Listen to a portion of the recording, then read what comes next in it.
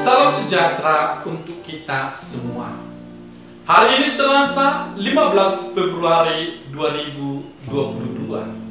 Renungan kita diambil dari Markus 8 ayat 14 sampai 21. Kemudian ternyata murid-murid Yesus lupa membawa roti. Hanya sebuah saja yang ada pada mereka dalam perahu. Lalu Yesus memperingatkan mereka, katanya, "Berjaga-jagalah dan awaslah terhadap ragi orang Farisi dan ragi Herodes."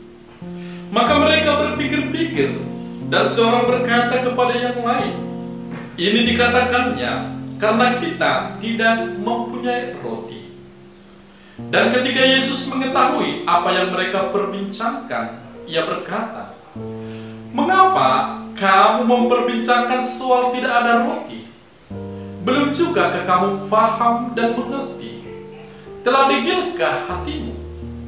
Kamu mempunyai mata, tidakkah kamu melihat? Dan kamu mempunyai telinga, tidakkah kamu mendengar?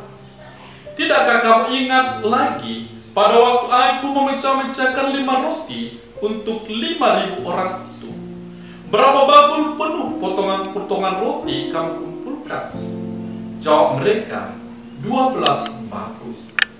"Dan pada waktu 7 roti untuk 4.000 orang itu, berapa bakul penuh potongan-potongan roti kamu kumpulkan?" Jawab mereka, 7 bakul. Lalu katanya kepada mereka, "Masihkah kamu belum mengerti?"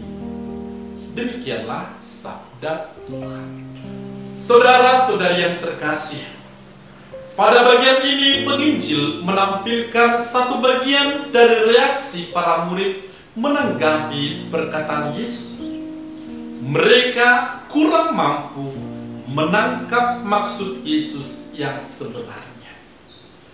Karena itu Yesus mencela ketidakpekaan mereka akan tanda yang telah dibuat Yesus, terutama tentang pergandaan roti. Yesus menyebut soal kedegilan hati dan mempertanyakan mata yang tidak mampu melihat serta telinga yang tidak mampu mendengar. Memang pada dasarnya mereka bukan tidak ingat akan mujizat pergandaan roti itu. Mereka ingat betul bahwa ada 12 bakul sisa roti setelah diberi makan 5.000 orang, dan 7 bakul sisa setelah makan 4.000 orang. Akan tetapi permasalahannya adalah mereka belum mengerti mengapa itu terjadi dan siapa dia yang telah melakukannya. Pokok permasalahan akhirnya adalah kemampuan untuk mengenal siapa Yesus sebenarnya. Apa penyebabnya?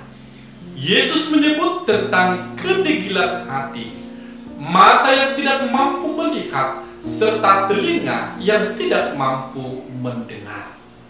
Degil hati berarti tumpul hati, hati yang mengeras seperti tertutupi sesuatu, dan tidak ada usaha untuk menembus penutup itu.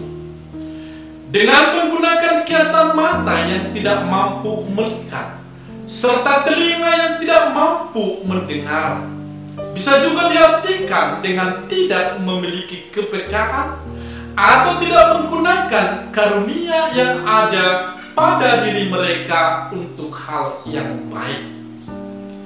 Yesus mengawaskan agar berjaga-jaga dan awas terhadap ragi orang Farisi dan orang Herodes. Kita semua tahu bahwa ragi adalah zat yang dapat menyebabkan fermentasi. Ragi umumnya digunakan untuk membuat makanan dan minuman hasil fermentasi seperti acar, tempe, roti, bir, dan sebagainya. Ragi akan membuat adonan roti mengembang, menjadi sumber pematang adonan, meninggalkan rasa yang khas pada roti, serta mengikat gluten dan memperkuat adonan saat dikembangkan. Kalau dikenakan pada kehidupan, maka ragi itu merupakan hal yang dapat mempengaruhi kehidupan seseorang. Wujudnya mungkin kecil, tetapi pengaruhnya dapat membuat hidup seseorang berubah kekhasannya. Singkatnya, ragi adalah hal-hal yang dapat mempengaruhi hidup seseorang.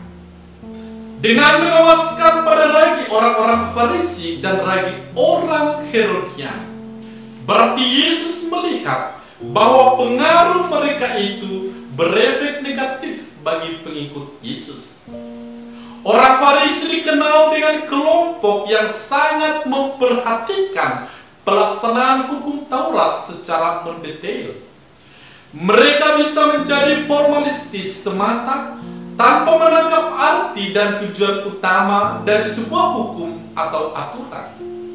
Akibatnya, terkadang sisi kemanusiaan bisa terabaikan, dan bahkan atas nama hukum orang bisa ditindas.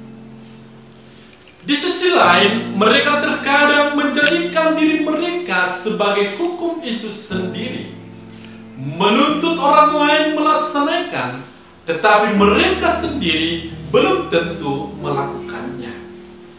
Orang Herodian adalah orang-orang yang memiliki motivasi politis tertentu. Mereka adalah oportunis yang pandangannya bukan terutama terarah kepada kerajaan Allah. Saudara-saudari yang terkasih, saya ingin mengajak untuk merenungkan 3 hal. Pertama, lewat berbagai peristiwa, perjumpaan dengan orang, mendengar dari sosial media atau berbagai kejadian hidup, Allah ingin menyampaikan sesuatu kepada kita. Tujuannya tentu adalah agar kita melihat kebesaran karya Allah dan juga tuntunannya dalam hidup kita ini. Mari kita renungkan, apakah kita terbuka untuk bisikan Tuhan itu? Atau masih adakah kedegilan dalam diri kita? Kedua, pengaruh-pengaruh negatif yang diberi Yesus istilah sebagai ragi orang Yahudi dan Herodian pasti ada di tengah-tengah kita.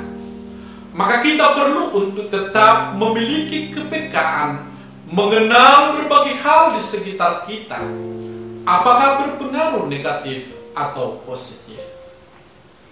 Ketiga, mengerti maksud Tuhan dalam kehidupan ini butuh proses dan perjuangan.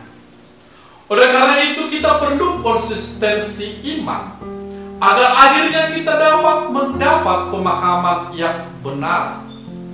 Dan kiranya dengan itu kita tetap dapat memuji Tuhan dengan hati, dengan perbuatan dan kata-kata kita.